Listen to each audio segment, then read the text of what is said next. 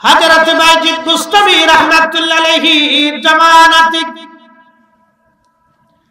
এক পতিতা নারী, সুন্দরী রূপসী যুবতী নারী পতিতা, সারা এলাকার যুবকদেরকে চরিত্র নষ্ট করে ফেলে। পতিতা লোকেরা এসে কোনো বিহিত করতে না পেরে বাইজিদ বুস্তামি রাহমাতুল্লাহ আলাইহির খেদমতে আসছে। হুজুর, ওই মেয়েটার জন্য আমাদের যুবকদের চরিত্র নষ্ট হয়ে যায়, আল্লাহর ওলি গো, ব্যবস্থা যদি না করেন সর্বনাশ হয়ে যাবে। বাইজিদ বুস্তামি বললেন, ঠিক আছে নিয়ে যাও, তোমরা চলে যাও, আমি দেখতেছি। আল্লাহর ওলি বাইজিদ বুস্তামি রাহমাতুল্লাহ আলাইহি পরের দিন হেঁটে হেঁটে ওই পতিতা নারীর বাড়ির সামনে যে দাঁড়াইলো। লোকেরা বলে, হায় হায়, বাইজিদ বুঝি ধ্বংস হয়ে গেল। বাইজিদ বুস্তামি বুঝি আজকে ওই সুন্দরী মহিলার রূপে মনে আকৃষ্ট হয়ে গেল। তাহলে বাইজিদ বুস্তামি নিজে কেন আসলো আজ? কিন্তু কেউ তো বাইজিদের হাকিকত জানে না। আমরা খালি বন্ধ করে দিতে পারলেই মনে করছি লাভবান হয়েছি। না না না, লাভবান হন নাই, লস হয়েছে। বাইজিদ বুস্তামি রাহমাতুল্লাহ আলাইহি পতিতা নারীকে ডাকতে বলেন, মহিলা বলো তোমার রাতের ভিজিট কত? বলে সারা রাত্র এত দিরহাম। বলে এত দিরহাম দিলে কি তুমি সারা রাত্র আমি যা বলবো তাই শুনবা? বলে হ্যাঁ হুজুর, আপনি যা বলবেন আমি তাই শুনবো। বাইজিদ বুস্তামি সব দিরহাম গুলি মহিলার হাতে দিলেন, দিয়া বললেন, ঠিক আছে তাহলে চলো। বলে কোথায়? বলে আমার হুজরায়। বাইজিদ বুস্তামি আগে আগে, মহিলা পিছে পিছে, সবাই চিন্তা মগ্ন হয়ে গেল। হায় হায়, বাইজিদ করে কি উপায়? এখন দেখি মহিলারে নিজের হুজরায় নিয়ে যাইতেছে। যারা ওলি মনে করছিলাম সে দেখে নিকৃষ্ট, যারা বুজুর্গ মনে করছি সে দেখি আল্লাহর প্রেমে পাগল হয়ে গেছে। হায় হায় হায়, বাইজিদ ধ্বংস হয়ে গেল। সবার চিন্তা বাইজিদ শেষ, কিন্তু কেউ জানে না বাইজিদের হাকিকত কি।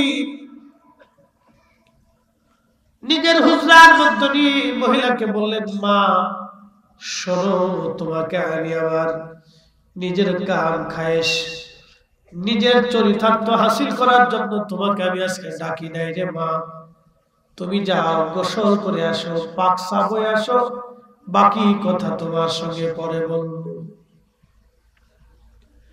মহিলার গোসল খানায় দিয়ে দিলেন, পবিত্র বানাইলেন। আগে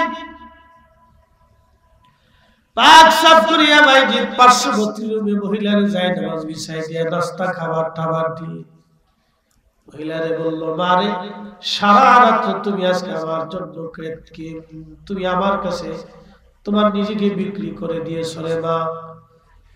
আমি বাইজিদ সারা রাতের জন্য আজকে তোমারে কিনে নিলাম।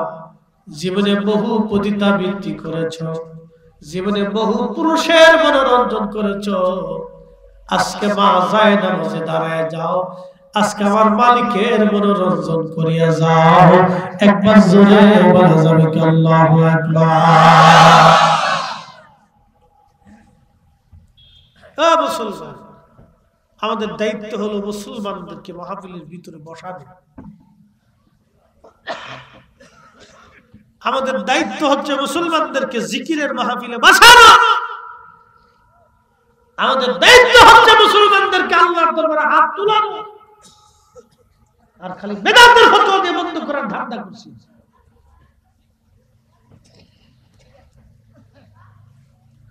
আমাদের কাজ হচ্ছে মুসলমানদেরকে আল্লাহ জায়গার মধ্যে দাঁড় করে দেওয়া। আমাদের কাজ হচ্ছে মুসলমানদেরকে আল্লাহর দরবারে হাত তুলে দিয়ে কবুল করার মালিক উনি, এটা আমার দায়িত্ব। শুধু নেগেটিভ চিন্তা করলে হয় না, পজিটিভটা করতে হবে। বাইজিদ বুস্তামি নিজের হুজরা চোখের পানি ছেড়ে দিয়ে ডাকে বলে, মালিক, আমার দায়িত্ব ছিল এই পতিতা নারীকে পতিতা বৃত্তি থেকে সরাইয়া যায় নামাজে দাঁড় করায় দেওয়া। আল্লাহ, আমি তাই করছি।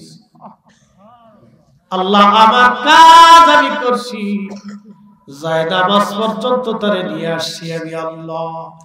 কিন্তু মন পরিবর্তন করার মালিক আমি না, মন পরিবর্তন করার মালিক তুমি। জোরে বলা যাবে আল্লাহু আকবার।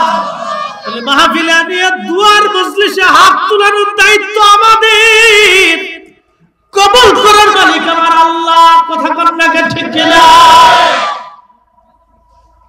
খালি বন্ধ করে দাও।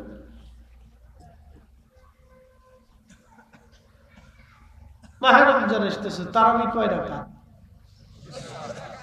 জোরে বলে। 20 রাকাত। একদল কাটিয়ে 8 রাকাত বানাইয়া 12 রাকাত চুরি করে ফেলছে। কি বুঝলেন? কাটিয়া 8 রাকাত বানাইয়া 12 রাকাত চুরি করে ফেলছে। তাহাজ্জুদের হাদিসে তারাবির ভিতরে ঢুকে দিচ্ছে। কি এক মহা পুকুর চুরি। আমরা কিছু বললেই বলে আপনারা ফিতনা ছড়াচ্ছেন। আরএস, বিএস, সিএস, এসএস সব কাগজে জমি আমার নামে, আমার বাপের নামে, দাদার নামে, দাদার বাপের নামে, তার বাপের নামে।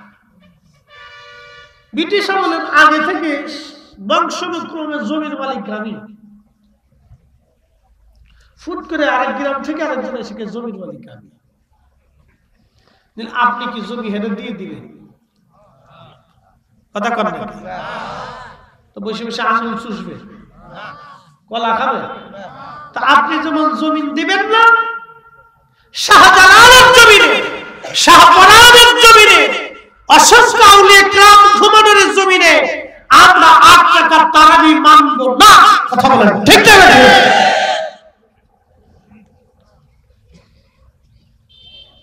এটা বলেন। প্রিয় উপস্থিতি, খুবই মনোযোগ দেন। হযরতে বাইজিদ বুস্তামি রাহমাতুল্লাহ আলাইহি সাজদার মধ্যে পড়িয়া চোখের পানি ছেড়ে ছেড়ে কাঁদে বলে, তোমার বান্দিকে পতিতালয় থেকে আমি নিজে নিয়ে আসছি, যাই নামাজে দাঁড়া করাই দিছি। আল্লাহ, আমি বাইজিদ বলি, গো মালিক, তুমি মেহেরবানি করে মহিলার মন পরিবর্তন করিয়া দাও। যাই নামাজ পর্যন্ত নিয়ে আসার মালিক আমি, মন পরিবর্তন করার মালিক তুমি। দোয়া করে করে কাঁদতেছিলেন বাইজিদ বুস্তামি রাহমাতুল্লাহ আলাইহি। চোখের পানি ছেড়ে দিলেন তিনি। আল্লাহর আকাশে দোয়াগুলি কবুল হয়ে গেল। বাইজিদ বুস্তামি রাহমাতুল্লাহ আলাইহির দোয়া আল্লাহর আসমানের সঙ্গে সঙ্গে কবুল হয়ে গেল। ওই দোয়ার বরকতে সে ওই নারীর কলবের মধ্যে আমার আল্লাহ রহমত ধাক্কা দিয়ে ঢুকে দিলেন। মেয়েটা চোখের পানি সেজদার মধ্যে ছেড়ে দিয়ে বলে, মালিক, জীবনে বহু পুরুষের মনোরঞ্জন করেছি আল্লাহ, তোমারে খুশি করার মতো এমন চমৎকার মজা জীবনেও আমি কোনোদিন পাইনি আল্লাহ। তওবা করলাম, জীবনে আর কোনোদিন আমি জিনা করব না গো মালিক। আমি তওবা করলাম, আল্লাহ আমার জীবনের গুনাহগুলি তুমি মাফ করিয়ে দাও। কি বুঝলে? তাহলে মাহফিলে হেদায়েত হয় কি না? কথা কর না, মাহফিল দরকার আছে না? না, বেশি বেশি দরকার। যারা বিরোধিতা করে এরা বুঝে না, এরা বুঝে না। এই জন্য এগুলি বেশি বেশি দরকার। কার কথায় কার দিন পরিবর্তন হবে আমরা কেউ জানি না। দোয়া ভিতরে নিয়ে আসবে। কোন মজলিসের দোয়া কবে কবুল হয় আপনি নিজেও জানেন। কোন দিনের দোয়া কবুল হবে আপনি জানেন। কোন ওয়াক্তের নামাজ কবুল হবে জানেন। কোন রাতের ইবাদত মঞ্জুর হবে আপনি জানেন। কে বলতে পারবে?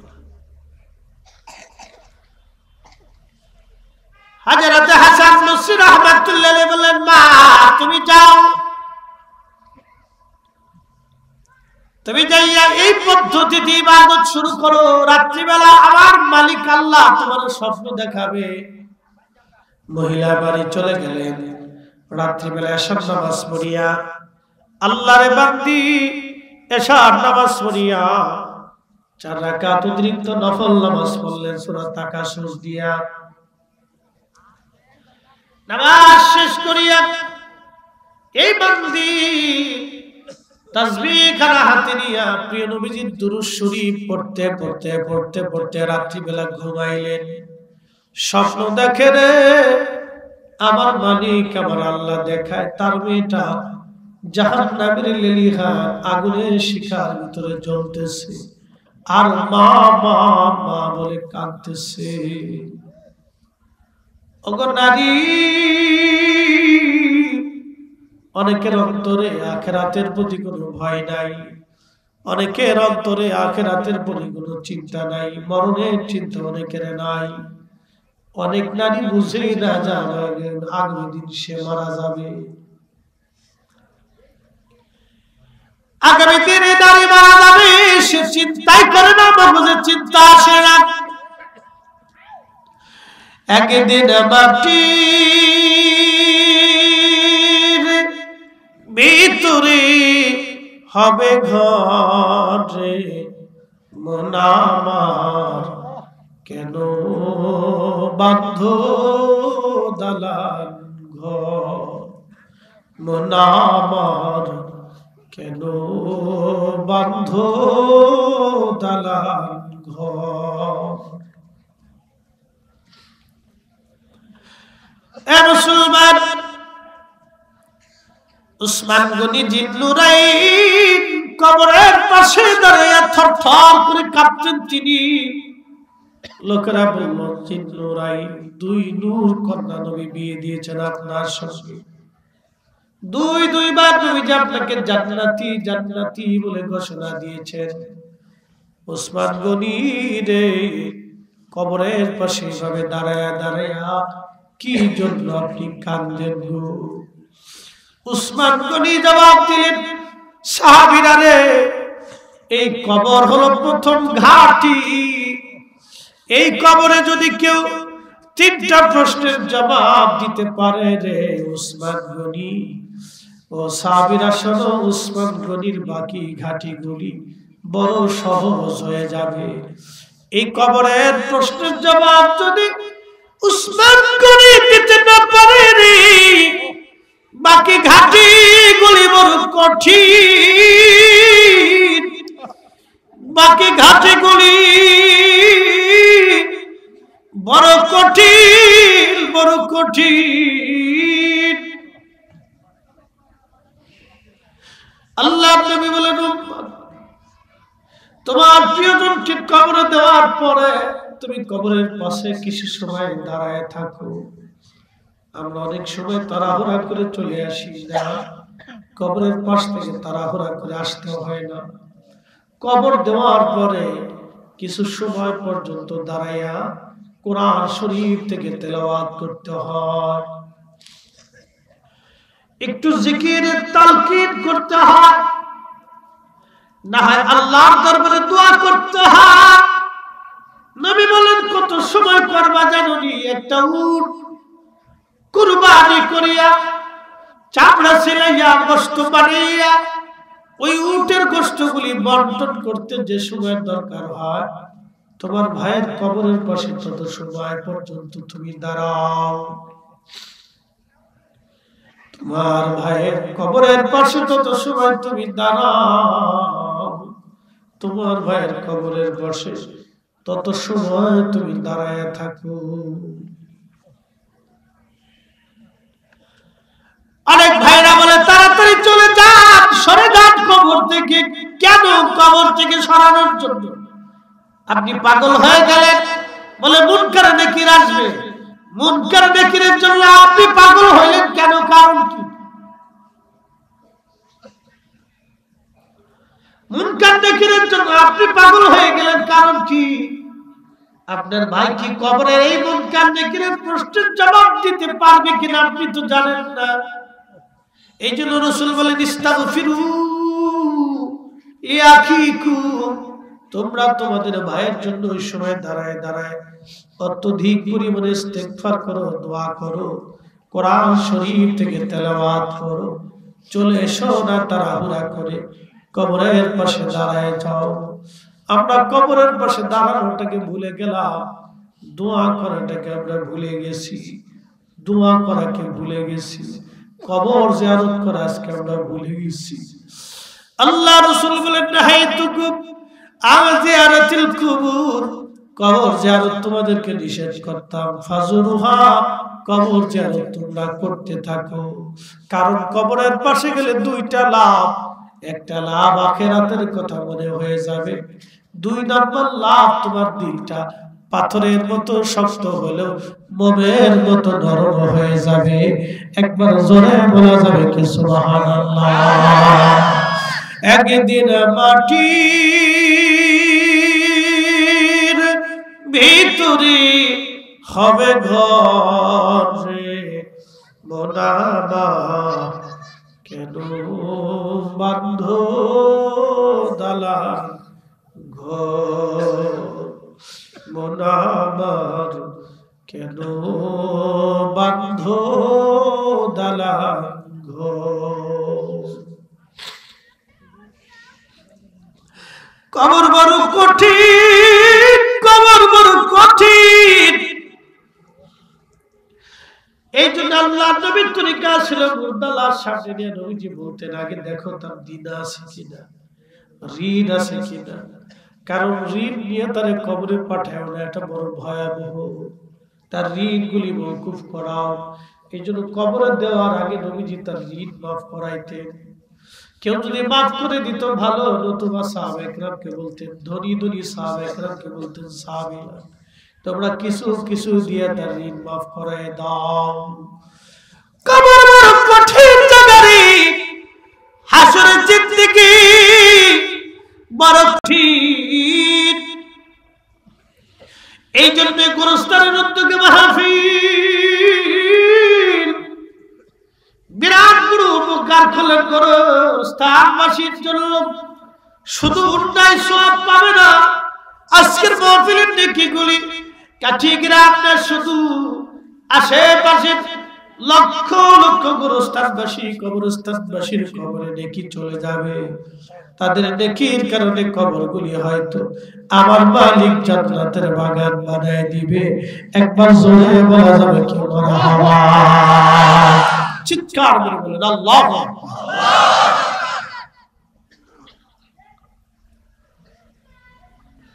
আল্লাহ নবী একদিন বলে সাহাবীরা তোমরা জানো কি কিয়ামতের ময়দানে কে ধনী কে দরিদ্র?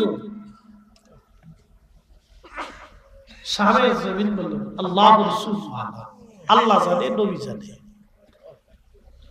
আল্লাহ জানে নবী জানে। আখিরাতের ময়দানে কে ধনী হবে দরিদ্র হবে আমরা জানি না, আল্লাহ জানে এবং তার রাসূল জানে।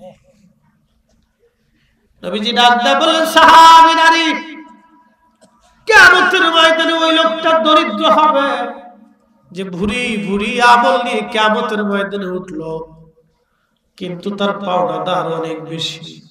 বলে পাওনাদার কারা? অন্যায়ভাবে একজনদের থাপ্পড় মারছিলেন, অন্যায়ভাবে একজনকে গীবত করছিলেন, অন্যায়ভাবে একজনের নামে মিথ্যা তহমত দিয়েছিলেন, অন্যায়ভাবে কারো সম্পদ আপনি মেরে খেয়েছিলেন, অন্যায়ভাবে কারো টাকা মারলেন আর ফেরত দেন নাই আপনি। এই সমস্ত মানুষগুলি কিয়ামতের ময়দানে আসামির পাত্র হয়ে যাবে। ফেরেশতারা দৌড়ে এসে বলবে মালিক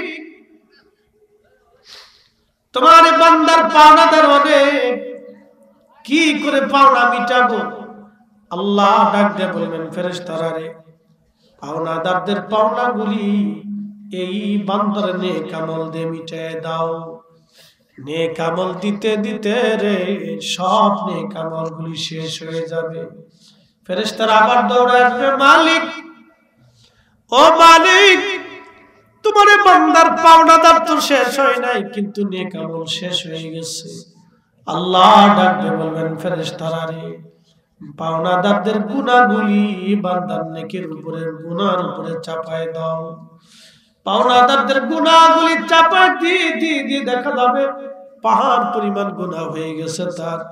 আল্লাহ ডাকতে বলবেন বান্দারে তুমি নেক আমল নিয়ে আসছি, কিন্তু পাওনাদার অনেক, তোমার নেক আমলগুলি পাওনাদারদেরকে মিটাই দিয়েছি, তুমি নেক শূন্য হয়ে গেছো, গুনার বোঝা তোমার ভারী, এখন তুমি চলে যাও, আর তোমার সঙ্গে কোনো কথা নাই।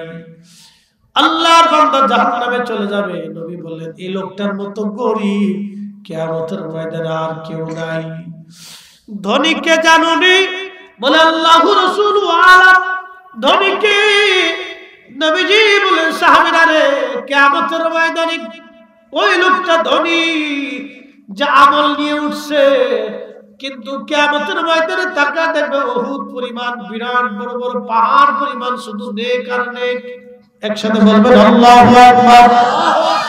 ফেরেশতা আল্লাহর বান্দা ডাক দেবে মালিক এত নেক তো আমি করি নাই, তুমি এত নেকি কেমনে দিলা আমারে?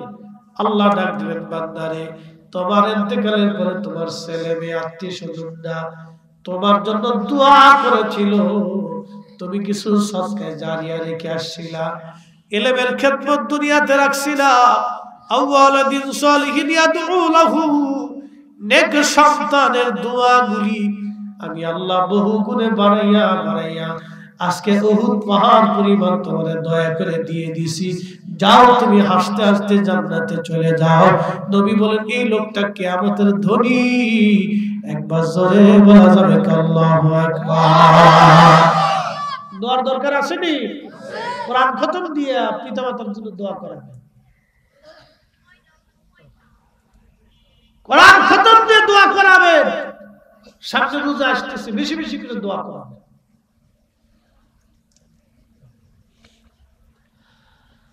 মানিকগঞ্জবাসী বেশি বেশি করে বাবা মার জন্য দোয়া করাবেন, নিজেরা দোয়া করবেন, কবরের পাশে দাঁড়াবেন, বাবা মার জন্য দোয়া করবেন কবরের পাশে দাঁড়াইয়া।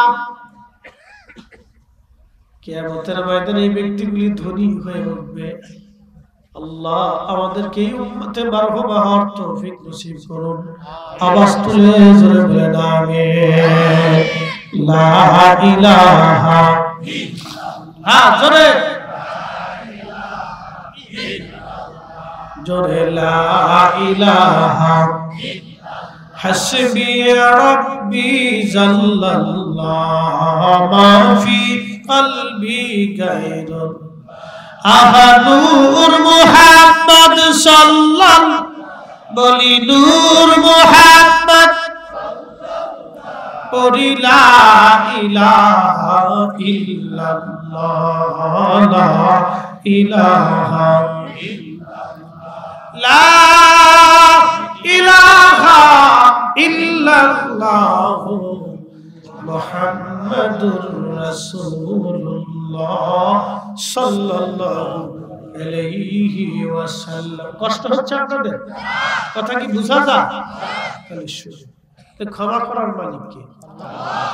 তাহলে এই নেকগুলি আমরা কোরআন তেলাওয়াতের মাধ্যমে, নফল নামাজের মাধ্যমে, ফাতিহার মাধ্যমে, সূরা ইখলাসের মাধ্যমে, আমার আগে ভাই বলে গেছেন সূরা ইখলাস বেশি বেশি তেলাওয়াত করবেন।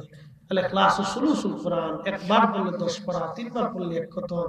ইখলাস তেলাওয়াতের মাধ্যমে, কোরআন তেলাওয়াতের মাধ্যমে, দুরূদ শরীফের মাধ্যমে আল্লাহ কবরের আযাবগুলিকে maaf করে দেয়, নেকিগুলি পাহাড় পরিমাণে বাড়ায় দেয়। একসাথে বলবেন আল্লাহু আকবার। তাহলে দোয়ার দরকার আছে না নাই? করতে হবে। আল্লাহু আকবার ওয়ালিল্লাহিল হামদু বিসমিল্লাহির রাহমানির রাহিম।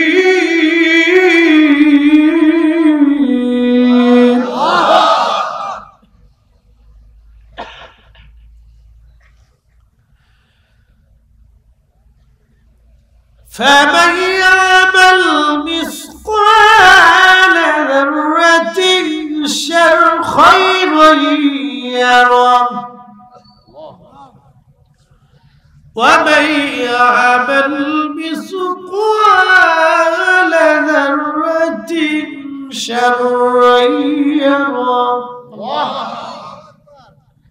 কোরআন বলতেছে অনুপরিবার অনুকে খালি চোখে সেটা দেখা যায় না, অনুবীক্ষণ যন্ত্র দিয়ে যে অনু দেখতে হয়, এই অনুপরিমাণ নেকের কাজ যদি তুমি করো তার প্রতিদান আমি আল্লাহ তোমারে দেব।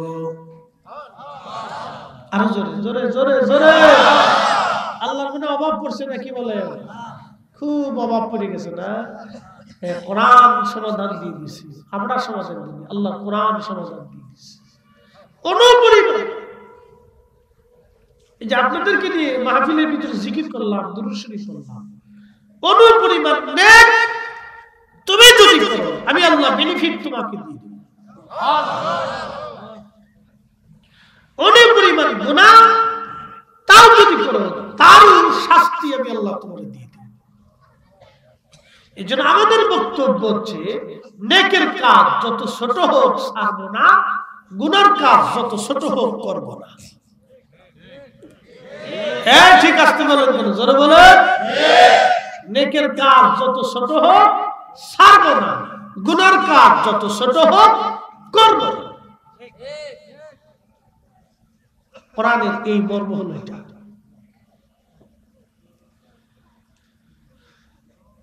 মানিকগঞ্জবাসী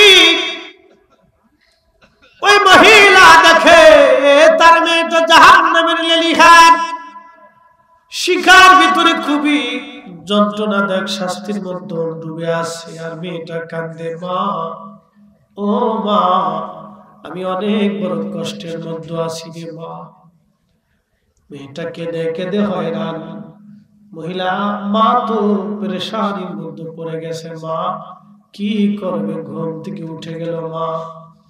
ফজরের নামাজ পড়ে হযরত হাসান বসরি রাহমাতুল্লাহির বারগাহে আবার আসছে, হুজুর আমার মেয়েটা জাহান্নামের মধ্যে আমি তাকে ডুবে থাকতে দেখেছি। মা মা বলে মেয়েটা কাঁদতেছে। আল্লাহর ওলি কি করব আমি এখন, দয়া করে বলে দেন। হাসান বসরি রাহমাতুল্লাহি বলেন, মা রে বাড়ি চলে যান, বেশি বেশি করে আপনার মেয়ের নামে সদকা দিতে থাকেন।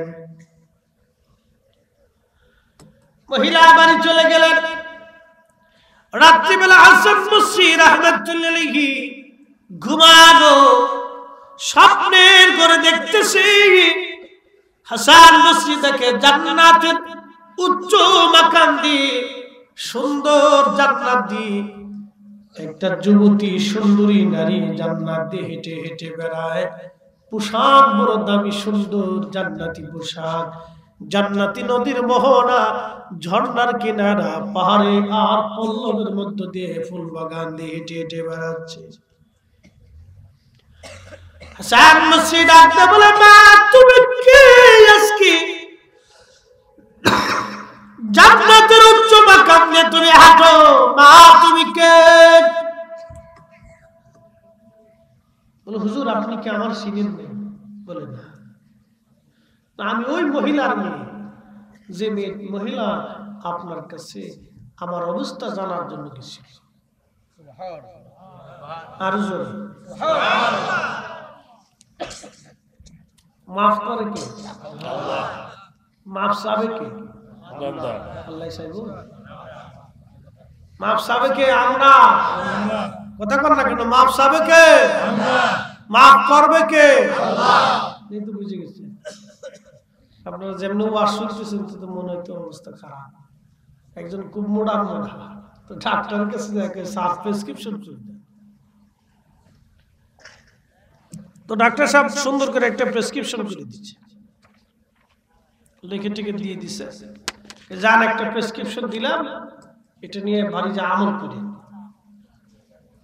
তো চেম্বার থেকে বেরোই আবার ঢুকছে, শ্বাস বুঝিনি। বলে, কি বুঝেন? আপনি প্রেসক্রিপশনে লিখছেন সকালে 2 রুটি, দুপুরে 2 রুটি, রাত্রে 2 রুটি, বুঝেন নাকি? স্যার আমি সকালবেলা নাস্তা করি 12টা রুটি দিই। এখন এই 2 রুটি খাবো কি 12টা খাওয়ার আগে না 12টা খাওয়ার পরে? কোনটা? আপনাদের আর শোনার অবস্থা কোথায়? আপনারা যে কি শুনে আল্লাহ জানে।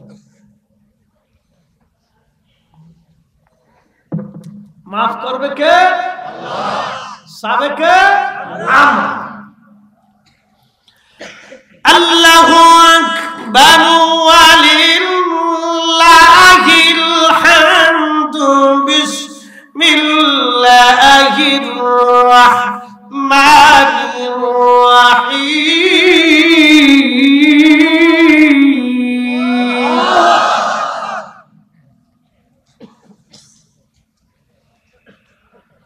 উদউনি আস্তাজিব লাকুম ইন্নাল্লাযীনা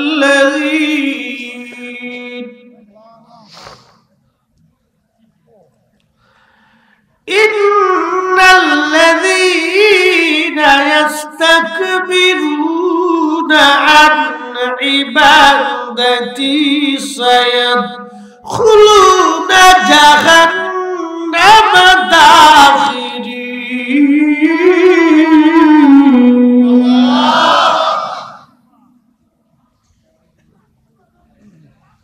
কোরআন কত চমৎকার সমাধান দিছে। আল্লাহ ডাকতে বলে উদউনি আস্তাজিব লাকুম, আমার কাছে চাও আমি তোমাকে দেব। মারহাবা কা মারহাবা। চাবো কার কাছে? আল্লাহর কাছে। দেবে কে? আল্লাহ। দেবে কে? আল্লাহ। চাবো কার কাছে? আল্লাহ। দেবে কে? আল্লাহ। এই তো বুঝে গেছে। তাহলে চাবেন কেমনে? চাবেন মনে মনে আল্লাহর দরবারে দু হাত তুলে। কয় হাত তুলে? দুই হাত তুলে ভিখারি বেশে, ইয়া আল্লাহ, হে মেহেরবান, আমি আপনার দরবারে হাত তুলেছি। ক্ষুদ্র আপনার সৃষ্টি জগতের এক ক্ষুদ্র বান্দা আল্লাহ, আপনি মহাস্রষ্টা। আল্লাহর কিছু প্রশংসা করি, আল্লাহর দরবারে হাত তুলে যা চাবেন আল্লাহ তা দেবে। আল্লাহ আমাদের কাছে ওয়াদাবদ্ধ। পৃথিবী ভেঙে যাবে, আকাশ ভেঙে যাবে, পৃথিবী পুড়ে যাবে, সাগর শুকাবে, আল্লাহর কোরআনের কথা একটা বাক্য মিথ্যা হবে না। কথা বলুন ঠিক না বেঠিক? একটা বাক্য মিথ্যা হবে না। যা বলেছেন আল্লাহ তাই দিবে। আর যদি না চান তার পরিণতি ভয়াবহ। ইন্নাল্লাযীনা ইস্তাকবিরুনা আন ইবাদাতি সায়াদখুলুনা জাহান্নাম। আল্লাহু আকবার। আল্লাহ বলেন, হে বান্দা, যদি তুমি ইবাদত থেকে নিজেকে গুটাও। এই আয়াতের তাফসীরে নবীজি নিজে তাফসীর করে বলেন, দুআউ ওয়াল ইবাদা, দোয়া হলো ইবাদতের মধ্যে অন্যতম একটা ইবাদত। যদি তুমি নিজেকে ইবাদত থেকে নিজেকে যদি তুমি গুটায় ফেলো, সায়াদখুলুনা জাহান্নামা দাখিরিন, তোমাকে অপমান অপদস্থ করে আমি মালিক, আমি আল্লাহ তোমার জাহান্নামে নিক্ষিপ্ত করে দেব, যদি তুমি আমার কাছে না চাও। মার কাছে চাবেন, মা বেজার হয়। সকালে যদি চান, দুপুরে যদি চান, রাত্রে যদি চান, সকালে যদি চান, 2 দিন 3 দিন পরে মা আপনাকে লাঠি দিয়ে পিটাবে। এত টাকা চাষকে, কথা ঠিক কিনা? বাবা আপনার উপরে রাগ করবে, আপনার মাকে বলবে, শুনছ আব্দুল করিমের মা, তোমার ছেলেটা বারবার আমার কাছে টাকা চাইকা, টাকা দিয়ে করে কি? বাপ রাগ করে দিচ্ছে। কিন্তু আমার মালিক ডাক দেখে বললাম, ইয়াসাল্লাহ ফারগাবিলাহি, যে আমি আল্লাহর কাছে চাই না, আমি তার আল্লাহ, আমি তার উপর বেজার হই। যে আমার কাছে চাই ঘন ঘন, আমি আল্লাহ তার উপরে খুশি হই। তাহলে চাবো কার কাছে? আল্লাহর কাছে। এটা বুঝে গেছি। তাহলে চাইলে খুশি হয় কে? আল্লাহ। তাহলে যিনি খুশি হয় তার কাছে তো বারবার চাইতে হবে। কথা কন না ঠিক কি না? বারবার তার কাছে চাইতে। ওই মেয়েটা ডাকতে বলতে, হুজুর আপনি কেমন চিনেন নাই? আমি সেই মেয়েটা, যে মেয়েটার ব্যাপারে আমার মা আপনার কাছে গিয়েছিল। বলে মা রে, বুঝতে পারছি, কিন্তু বলো তুমি এত সুন্দর জান্নাত কিসের কারণে পাইলা রে মা, বলে দিয়ে যাও। ইমাম সাখাবী আল কওলুল বাদীর ভিতরে ঘটনাটা লিখছেন বিশুদ্ধ সনদে। হাসান বসরি রাহমাতুল্লাহ জীবনের চমৎকার একটা কারামত। এবং শুনে যান, মহিলাটা বলতেছে, হুজুর আমার যে গোরস্থানের ভিতরে মা দাফন করছিল, ওই গোরস্থানে ৭০,০০০ গোরস্থানবাসী আছে, ৭০,০০০ কবর আছে।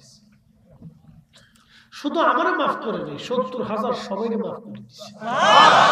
আল্লাহু আকবার। কবর জিয়ারত হবে নি? কথা কর না কেন, হবে নি? যাবেন, গোরস্থানে যাবেন। গোরস্থানে যাবেন না তো যাবেন কোন জায়গায়? এই জায়গা তো যাইতেই হবে, আজ অথবা কাল। পৃথিবীর সবচেয়ে নিশ্চিত নিরাপত্তার মধ্যে থেকে মার্কিন প্রেসিডেন্ট আর রাশিয়ার প্রেসিডেন্ট। শুনে জানেন, দুই প্রেসিডেন্ট থেকে একবারে নিশ্চিন্ত নিরাপত্তার ভিতরে। তাদের গোয়েন্দা বাহিনী খুব মারাত্মক, তাদের সেনাবাহিনী খুব মারাত্মক। তো তাদের দুই প্রেসিডেন্ট থেকে নিশ্চিন্ত নিরাপত্তার ভিতরে। বলেন তো আজরাইল থেকে নিরাপত্তা দেওয়ার কোন ব্যবস্থা আছে? কোন সুযোগ নাই। ভাই বন্ধু আপনজনা সঙ্গে তোমার কেউ যাবে না রে, ঠিক কিনা? মানিকগঞ্জবাসী মেয়েটা দেখে দেখে বলে, হুজুর শুধু আমার না, ৭০,০০০ গোরস্থানবাসীকে আমার আল্লাহ রাব্বুল আলামিন মাফ করে দিয়েছে। বলে কেন মাফ করছে মা, বলবানি? হুজুর আমাদের গোরস্থানের পাশ দিয়ে একজন আল্লাহর ওলি যাচ্ছিলেন, আল্লাহর বুজুর্গ বান্দা ওলি।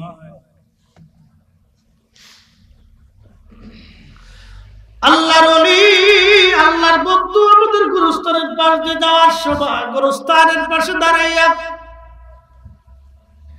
প্রিয় নবীজির শানে অসংখ্যবার দুরূদ শরীফ পড়ে আমাদের জন্য দোয়া করছিলেন। ওই দুরূদের খাতিরে, আমার নবীর দুরূদের উসিলায়, দুরূদের সম্মানে আমার আল্লাহ আমাদের ৭০,০০০ গোরস্থানবাসী, কবরবাসীর সব গুনাহ আল্লাহ মাফ করে দিছে। আল্লাহু আকবার। قل يا عبادي الذين اسرفوا على أنفسهم لا تقنطوا من رحمة الله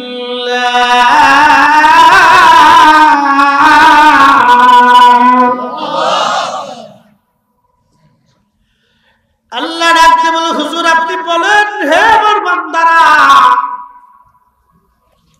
নফসের সাথে যত গুনাহ করো, কবিরা গুনাহ করো, চিন্তার কোনো কারণ নাই। বলে কারণ কি?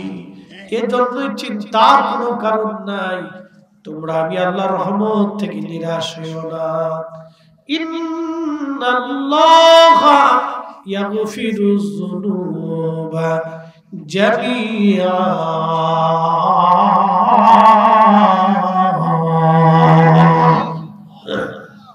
আল্লাহ বলে ডাকি মাওলা শোনো না, না জানি কই রাশিয়া আমরা কি গুনার বোঝা মাথায় লইয়া আল্লাহ কান্দেছি, মাফ কইরা দাও মাবুদ মওলা ইলাহি।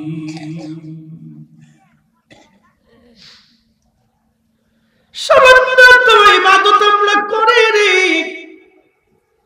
এই সামান্য ইবাদত দিয়ে ক্ষমার আশা কেমনে করবো আমরা? জীবন আমাদের 60 বছর যদি হয়, প্রত্যেকদিন একজন মানুষ যদি 8 ঘন্টা করে ঘুমায়, 60 বছরে 20 বছর খালি ঘুমে চলে যায়। 60 বছরের জীবনের 20 বছর শুধু ঘুমে ঘুমে চলে যায়। বাকি 40 বছর আমরা সামান্য সময় বেঁচে থাকি। এই 40 বছরে আমাদের একবারে 16 আনার 15 আনা শুধু সংসারিক ঝামেলায়, ব্যবসা বাণিজ্য, চাকরি বাকরি, সন্তান আদি, স্ত্রী পুত্র পরিজন, হাসি কান্না, গ্রাম সালিশ, সমাজ রাষ্ট্র, বিভিন্ন কাজে কর্মে ওই জার্নিতে বিভিন্ন জায়গায় টাইম পাস হয়ে যায়। মাত্র সামান্য সময় আমরা আল্লাহর জিকিরে কাটাইতে পারি, সামান্য সময় আমরা ইবাদত করি। এই সামান্য ইবাদত দিয়ে আল্লাহর জান্নাতের আশা করা যায় না। কিন্তু তারপর মালিক আপনারা মাফ করে দেয়, কারণ আল্লাহ আমাদেরকে ভালোবাসে। আল্লাহ আমাদেরকে ভালোবাসে। কথা বলেন, আল্লাহ আমাদেরকে ভালোবাসে। পৃথিবীর মানুষ এত গুনাহ করার পর বৃষ্টি আল্লাহ দেয়, মাছ আল্লাহ দেয়, গাছে ফল আল্লাহ দেয়, রিজিক আল্লাহ দেয়। এখনো পর্যন্ত শীতের দিনে শীত, গরমের কালে গরম, বৃষ্টির দিনে বৃষ্টি। এই এখন চলতেছে আপনার বসন্ত, এরপরে আসবে গ্রীষ্ম, তারপরে বর্ষা, তারপরে শরৎ, এরপরে হেমন্ত, আবার এইভাবে শীতকাল আসবে। এই যে ঋতুর পরিবর্তন আল্লাহ করাচ্ছে, কিন্তু মানুষ অপরাধ করে। আমরা গোরস্থানে হাজার হাজার মানুষ ঘুমিয়ে রয়েছে, কিন্তু মাহফিল আমরা যে কয়জন আছি সব পরিবার থেকে যদি একজন করে আসতো, তাহলে অন্তত আজকে মাঠ একবারে কানায় কানায় কানায় কানায় ভরা থাকতো। অনেক যুবকরা আসছে, চারপাশে ঘুরছে, ও বাড়ি চলে গেছে। ও ভাবতেছে আমি অনেক দিন পৃথিবীতে বেঁচে থাকবো, কিন্তু জানে না কালকে সকালের মৃত্যু হবে। জানে না সকালবেলা ওর মৃত্যু হবে, জানে না, নিজেও বুঝে না। সকালবেলা আগামী দিন ঘুম থেকে উঠতে পারবে না, সে জানে না, কিন্তু চলে গেছে, বসতে পারে না। মানিকগঞ্জবাসী খুবই মনোযোগ দিয়ে শুনিয়া জানি, সামান্য হায়াত দিয়ে আল্লাহর নাজাতের আশা কেমনে করতে পারি? কিন্তু মালিক ভালোবাসে। বলে কেন ভালোবাসি? আল্লাহ পৃথিবীতে 4 লক্ষ প্রজাতির জীব আছে, 4 লক্ষ প্রজাতির জীব বিজ্ঞানের গবেষণা। এর বাহিরেও অনেক জীব আল্লাহ আছে, কিন্তু কারো সাথে আল্লাহর প্রেম হয় নাই। আল্লাহর প্রেম ফেরেশতাদের সাথেও হয় নাই, জিনদের সাথেও হয় নাই, পশু পাখির সাথেও আল্লাহর প্রেম হয় নাই। আল্লাহর একমাত্র প্রেম হয়েছে মানুষের সাথে। এই জন্য মানুষের ভিতরে একজন খাজা বাবা আজমিরি আছে, একজন মুজাদ্দিদ আল ফসানি আছে, খাজা বাহাউদ্দিন নাসরুল বুখারী আছে, দাতা গাঞ্জে বাক্স আছে, কুতুবউদ্দিন কাকি আছে, নিজামুদ্দিন আউলিয়া, খান জাহান আলী, শাহজালাল ইয়ামানি, অসংখ্য ওলিরা আল্লাহর জমিনের মাটির নিচে ঘুমাই রয়েছে। তার মানে আল্লাহর সাথে আল্লাহর প্রেম হয়েছে, বান্দার সাথে আল্লাহর প্রেম হয়েছে, মানুষের সাথে আল্লাহর প্রেম হয়েছে, অন্য কোন জাতির সাথে আল্লাহর কোন প্রেম হয় নাই। একবার জোরে বলা যাবে কি মারহাবা? বলে হুজুর প্রেম কেমনে হয় বুঝি। কালকে থেকে রোজা শুরু, ধরে না হতে পারে, তো কালকে তারাবি শুরু হবে, তো সেহরি খাইলেন, পরের দিন রোজা রাখলেন, সারাদিন রোজা রাখার পরে প্রচন্ড তৃষ্ণা। প্রথম রোজা কিন্তু একটু কষ্ট হয়, সারাদিন তৃষ্ণা, প্রচন্ড গরম, পরিশ্রম করছেন, এই তৃষ্ণা, মুখ চৌচির হয়ে গেছে, মুখ শুকাই গেছে, কলিজা শুকাই গেছে, প্রচন্ড ক্ষুধা, দিন বড়। তো ইফতার সামনে নিয়ে বসে দিচ্ছেন, পানিও আপনার হাতের নাগালে, পেয়ালা ভরা শরবত আছে, সামনে খেজুর আছে, খাবার আছে, বিভিন্ন আইটেম আপনি সাজাই রাখছেন। এখন আপনি লাড়ান, হাত নাড়াচ্ছেন খাবারের ভিতরে, পানি সামনে, কিন্তু খান না, ভয়টা কার? একসাথে আপনি যদি তখন ঘরের মধ্যে ইফতার করেন, কেউ দেখবে? কেউ মামলা করবে? কেউ করবে না। তাহলে ভয় পাইলেন কাকে? খুশি করলেন কাকে? এই সময়টা আল্লাহর সাথে বান্দার প্রেম। এই সময় আল্লাহ ডাক ডাকে, এই ফেরেশতারা, তোরা বলছিস ওয়া নাহনু নুসাব্বিহু বিহামদিকা ওয়া নুকাদ্দিসু লাক, তোরাই বলে হামদ করবি, তোরাই বলে জিকির করবি, তোরাই বলে ইবাদত করবি। দেখ, তোদেরকে নেগেটিভ দিই নেই, কাম দিই নেই, ক্রোধ দিই নেই, ক্ষুধা দিই নেই, তৃষ্ণা দিই নেই, আকাশ আকাঙ্ক্ষা দিই নেই, তোদেরকে নেগেটিভ কিচ্ছু দিই নেই, খালি পজিটিভ দিছি। আমার বান্দাদেরকে নেগেটিভ দিছি, মোহ দিছি, লোভ দিছি, রিয়া দিছি, কামনা, হিংসা, অহংকার, বাসনা, যৌবন, ক্ষুধা, তৃষ্ণা সব কিছু দেওয়ার পরে আমার বান্দা সব কিছুকে লাঠি মেরে আলাদা করে। আমার বান্দা খাবার সামনে দিয়ে হাত নাড়াচ্ছে, কিন্তু আমি মালিকের হুকুম না আসা পর্যন্ত, মাগরিবের আগুন না দেওয়া পর্যন্ত আমার বান্দা খাবে না, তৃষ্ণায় পানি গ্রহণ করবে না। দেখেছিস আমার বান্দাকে সৃষ্টি করতে তোরা নিষেধ করেছিলি, দেখ তোরা সাক্ষী থাক, আমার বান্দাদের জীবনের সব গুনাহকে মাফ করে দিলাম। প্রেম হয় কার সাথে? প্রেম হয় বিশ্ববিখ্যাত হাদিস বিশারদ হাফিজুল হাদিস, লক্ষ লক্ষ হাদিসের হাফিজ ছিলেন যিনি, হাদিস বিশারদ ছিলেন আল্লামা ইমাম শামসুদ্দিন সাখাবী রাহমাতুল্লাহি আলাইহি। একটা কিতাব লিখেছেন আল কাউলুল বাদী। এই কিতাবের মধ্যে তিনি লেখেন হযরত হাসান বসরি রাহমাতুল্লাহি আলাইহির জামানাতে এক মহিলা, ও নারীরা, মা বোনরা, ভালো করে কথাগুলি শুনে যাবেন, যেহেতু কবরস্থানের মাহফিল, এখানে আমাদের কেউ না কেউ কবর দেশে ঘুমাইলো, তারা কবর থেকে আমাদের দিকে চাতক পাখির মতো চেয়ে আসে, হয়তো আমাদের জন্য দোয়া করা হবে। হতভাগা সন্তান কবরস্থানের পাশ দিয়ে চলে যায়, দোয়া করেও না, আবার একদল আছে দোয়া মানেও না। বদনসিব, উম্মতের কপালে বদনসিব আসতেছে, অনেক বড় বদনসিব। হতভাগা কবরের পাশ দিয়ে চলে গেল, দোয়া। আবার কোন সন্তান নামাজ কালাম করে দোয়া করে, শুধু নামাজ পড়ে চলে আসে, আর কিচ্ছু নেই। একাধিক রামবাসী মানিকগঞ্জের মুসলমান হাসান বসরি রাহমাতুল্লাহির কাছে এক মহিলা আসছে বিকেল বেলা, এসে বলতেছে, হুজুর আমার একটা মেয়ে আছে, মেয়েটা মারা গেছে, জোহরের নামাজের আগে তার দাফন কাফন করা হয়েছে, বিকেল বেলা আমি আপনার কাছে আসছি, আল্লাহর ওলি দয়া করে বলে দেন আমার মেয়েটা জান্নাতি নাকি জাহান্নামী।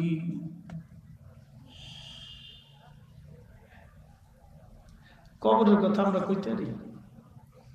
সুযোগ আছে? কারণ সুযোগ। হাসান বসরি কোন জামানার আলেম, হযরত ইমাম হুসাইন যেদিন কারবালায় শহীদ হন, তিনি ওই সময় বসরাতে। আবার ইমাম হুসাইন রাদিয়াল্লাহু আনহু যেদিন কারবালায় শহীদ, সেই দিন হাসান বসরি রাহমাতুল্লাহি আলাইহি বসরা নগরে, উনি ওই জামানার আলেম, ওনার কাছে আসছে, হুজুর একটু বলে দেন আমার মেয়েটা জান্নাতি নাকি জাহান্নামী, আমারে জানায় দেন। হাসান বসরি বললেন, মা তোমার মেয়েটা জান্নাতি নাকি জাহান্নামী কি করে আমি বলবো, তবে একটা আমল তোমারে দিয়ে দেই, রাত্রিবেলা এই আমলটা তুমি যা করো, স্বপ্নে আমার আল্লাহ তোমারে জানায় দিবে তোমার মেয়ে জান্নাতি নাকি জাহান্নামী। একবার জোরে বলেন সুবহানাল্লাহ।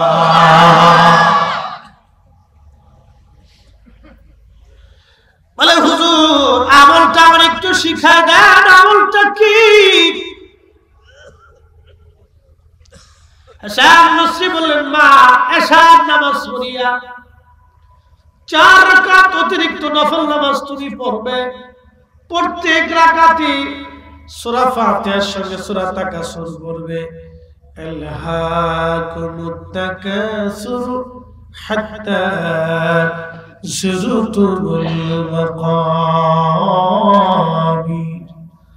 কাল্লা সাওফা তা'লামুনা সুম্মা কাল্লা সাওফা তা'লামুন।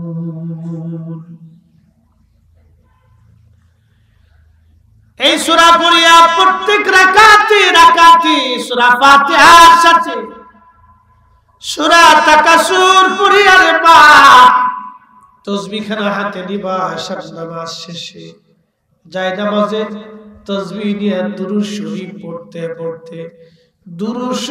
পড়তে পড়তে রে মা তুমি ঘুমাইবা। স্বপ্নে আমার আল্লাহ দেখাইবে তোমার মেয়েটা জান্নাতি নাকি জাহান্নামী।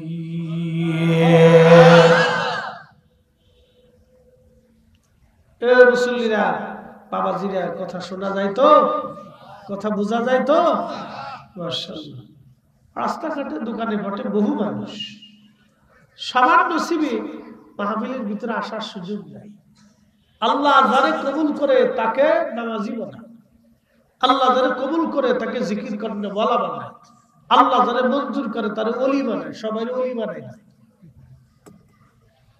কি কথা করে না কেন? সবাই ওলি বানায় না। শাহজালাল রহমতুল্লাহ আলাইহি কয়জন? একজনই, ওয়ান পিস। দ্বিতীয় পিস আর বাংলাদেশে জন্ম হয়নি। খাজা মাইনুদ্দিন চিশতি আজমেরী সঞ্জনী রাহিমাহুল্লাহ একজনই, পৃথিবীতে আর দ্বিতীয়টা জন্ম হয়নি। ইমামুল আজম আবু হানিফা রাহিমাহুল্লাহ একজনই, দ্বিতীয়টা ইমাম আজম আর তৈরি হয়নি। একজন, ওয়ান পিস। মুজাদ্দিদ আল-ফিসাল আস-সিরহিন্দি ফারুকী রাহিমাহুল্লাহ একজনই, দ্বিতীয়টা আর জন্ম হয়নি। শাহ ওয়ালিউল্লাহ মুহাদ্দিস দেহলভী রাহিমাহুল্লাহ একজনই, দ্বিতীয়টা আর জন্ম হয়নি।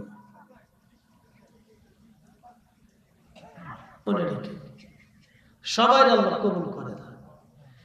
যারে আল্লাহ কবুল করে তিনি আল্লাহর রাসূল তিনি হয়। তো মাহফিলের জন্য সবাই আল্লাহ কবুল করে না, যারে পছন্দ করে তার ভিতরে বসা। কথা কর না কেন? যারে পছন্দ করে তারে আল্লাহ ভিতরে বসা, এবং যাদেরকে পছন্দ করে তাদেরকে যে মাহফিল গুলি আল্লাহ সাজায়।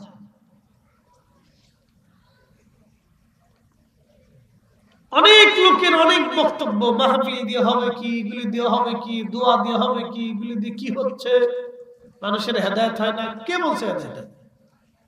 হেদায়েত কি আমরা করব? মসজিদ পর্যন্ত মুসল্লি নেওয়ার দায়িত্ব আমাদের, মন পরিবর্তন দায়িত্ব করার দায়িত্ব আল্লাহ।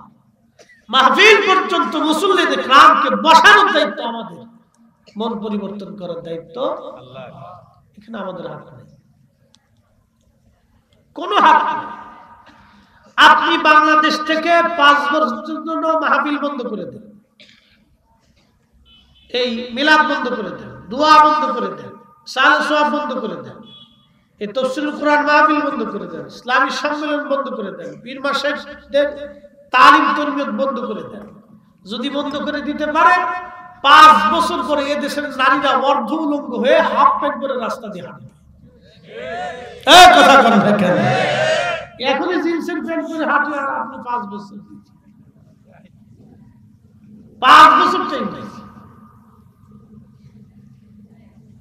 মাত্র 5 বছর। দেখবেন যে সব হাফ প্যান্ট পরে রাস্তা দিয়ে হাঁটছে। এই জন্য মাহফিল বেশি বেশি দিতে হবে। কথা কোন কেন? বেশি বেশি দিতে হবে, গড়ে গড়ে দেয়, কোনো অসুবিধা নেই। কে বলছে হেদায়েত? হেদায়েত কে আমরা করবো? হেদায়েত আল্লাহ করবে। আমাদের দায়িত্ব আল্লাহর বান্দাকে মসজিদ পর্যন্ত পৌঁছানো, বাকি আল্লাহর ইচ্ছা, ওটা আমাদের হাতে নেই।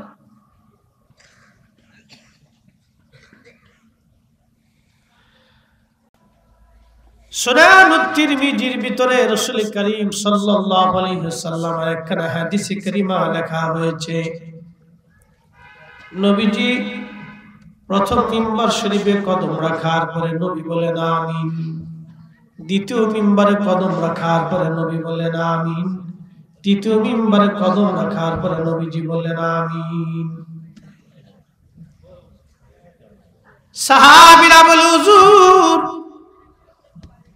তিনবার মিম্বারে কদম রাখলেন, তিনবারে আমিন বললেন, বিষয়টা বুঝলাম না। নবীজি বললেন সাহাবীরা রে, প্রথমবার মিম্বারে যখন কদম রাখছি জিবরাইল আমিন এসে বলল ইয়া রাসূলুল্লাহি,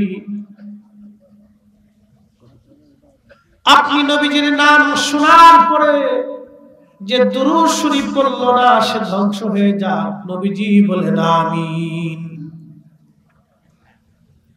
মনোযোগ দেন, যিনি নবীজির নাম শুনলো কিন্তু দুরূদ পড়লো না তার আখিরাত বরবাদ হয়ে যাবে। আবার শুনুন, যিনি নবীজির নাম শুনলো কিন্তু দুরূদ পড়লো না তার আখিরাত বরবাদ হয়ে যাবে। কথা আপনি সহজে নিলে হবে না, এটা অত্যন্ত জটিল বক্তব্য,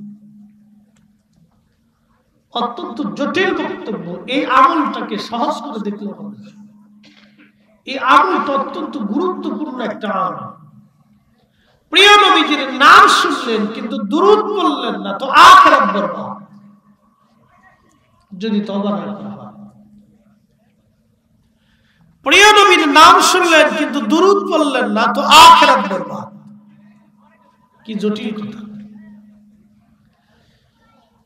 আল্লামা ইমাম ইবনে কাইয়্যিম জাওজি জালালুল আফহামের ভিতরে তিনি একখানা হাদিসে কারিমা লেখেন, নবীজি বলেন মান সাল্লা আলাইয়া ফি ইয়াউমিন আলফা মাররা, যে আমার উম্মত প্রত্যেকদিন 1000 বার দুরূদ শরীফ পড়বে, লাম ইয়ামুত হাত্তা ইয়ারা মাকাদাহু মিনাল জান্নাহ, দুনিয়ার জগৎ থেকে সে আল্লাহর জান্নাত না দেখা পর্যন্ত তার মৃত্যু হবে না। একবার জোরে বলা যাবে কি আল্লাহু আকবার। আমলের নাম কি? দুরূদ শরীফ। উম্মত এটা ভুলেই গেছে, অনেকে মনেই নেই। এই আমলের বিষয় অনেকে বুঝি। আল্লাহ রাসূলের দুরূদের এত বরকত, যে ব্যক্তি প্রত্যেক দিন 1000 বার দুরূদ শরীফ পড়বে, লাম ইয়ামুত, মরণ আসবে না, হাত্তা ইয়ারা মাকাদাহু মিনাল জান্নাহ, দুনিয়া থেকে জান্নাতের মাকাদা না দেখা পর্যন্ত তার মউত হবে না। একসাথে বলা যাবে সুবহানাল্লাহ। ভুলে গেলে হবে। আল্লামা ইমাম শামসুদ্দিন সাখাবী ওনার একটা কিতাব আছে আল কাউলুল বাদী। আল্লামা ইমাম শামসুদ্দিন সাখাবী আমি অস্তিত্বহীন ছিলাম, আল্লাহ আমাকে অস্তিত্ব দিয়েছেন। আমি একেবারে নির্জীব একটা জীব ছিলাম, জীবন ছিলাম অথবা কিছুই ছিলাম না। আল্লাহ আমাকে পৃথিবীতে অস্তিত্ব দিলেন, আবার পৃথিবী থেকে নিয়ে যে অস্তিত্বহীন করে দিবেন, আল্লাহর কাছে নিয়ে যাবেন। আমাদের এই বডিটা একটা কায়া, এটা অস্তিত্বহীন হবে, কিন্তু ভিতরে যে বস্তুটা আপনাদের সামনে বক্তব্য দিচ্ছেন ওনাকে আল্লাহ নিয়ে যাবেন কোথায়? আল্লাহর কাছে। সুম্মা তুরাদ্দুনা ইলা আলিমিল গায়ব ওয়াশ শাহাদা, এমন একজনের কাছে নিবেন যিনি আমার গোপনে গোপনে সব কিছু জানেন। ফায়ুনাব্বিউকুম বিমা কুনতুম তা'মালুন, তুমি যা করতে তোমার আমল সমূহ আল্লাহ সেদিন আমাদেরকে দেখাবে তুমি কি করছো। তোমার ছোট্ট হায়াতের জীবনে তুমি কি করছো আল্লাহ সেগুলি আমাদেরকে দেখাবে। এক বাক্যে ফিরে যাব কার কাছে? জোরে বলতে হবে, কার কাছে? কোন সন্দেহ? ছিলাম কোথায়? আল্লাহর কাছে। পর্যায়ক্রমে রেহেমের জগৎ হয়ে, দুনিয়ার জগৎ হয়ে, বারজাখের জগৎ দিয়ে আখিরাতের জগতে নিয়ে আল্লাহর সামনে আল্লাহ উপস্থিত করবেন। আমরা সবাই একই একজনের দিকে ধাবিত, তিনি আল্লাহ। তিনি আল্লাহ, আমরা সবাই আল্লাহর দিকে ফিরে যাব। সামনে মাহে রমজান, আজকে হয়তো শাবানের শেষ রজনী, কালকে থেকে প্রথম তারাবি শুরু হতে পারে। আগামী দিন সন্ধ্যার আগ পর্যন্ত বহু মানুষ কবরে চলে যাবে। কথা কম ঠিক কিনা? চলে চলে। আচ্ছা আচ্ছা, আগামী দিন সন্ধ্যা লাগার আগে আমরা অনেকেই কবরে চলে যাব। কথা ঠিক কিনা? মাহে রমজান নসিব নাও হতে পারে। আর যদি নসিব হয় তা আমাদের করণীয় কি? আল্লাহ